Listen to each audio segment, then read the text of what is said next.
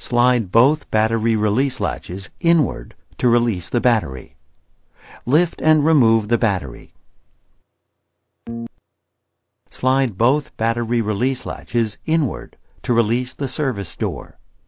Lift off the service door and remove it. Remove the two 6mm P1 Phillips head screws, identified with a keyboard icon, that secure the keyboard to the base enclosure. Position the notebook for access to the battery bay and the display partially open. With a thin tool, poke through the hole to help release the keyboard.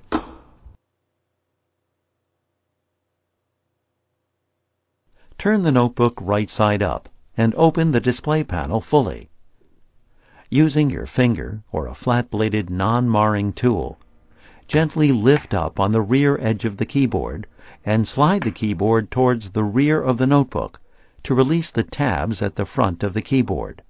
Important: do not lift the keyboard further away from the notebook than necessary to access the keyboard ribbon cable and ZIF connector.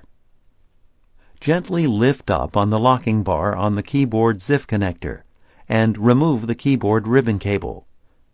Important: use care to prevent damaging the ZIF connector and ribbon cable.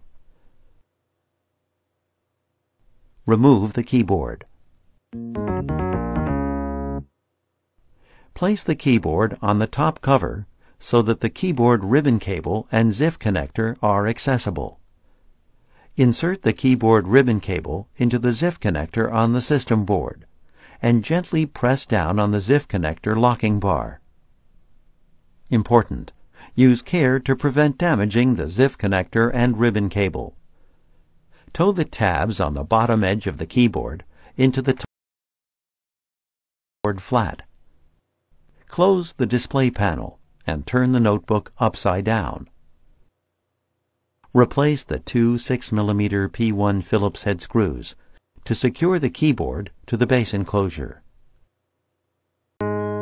Position the service door into the opening in the base enclosure, just short of being fully seated. While pressing down, slide the service door into position over the base enclosure until it clicks into place. Note: the notebook includes an option to better secure the service door in place. Using the 4.5mm P1 Phillips head screw from the battery bay, secure the service door to the base enclosure. Tow the bottom outer edge of the battery into the battery bay. Pivot the battery around and down until it clicks into place.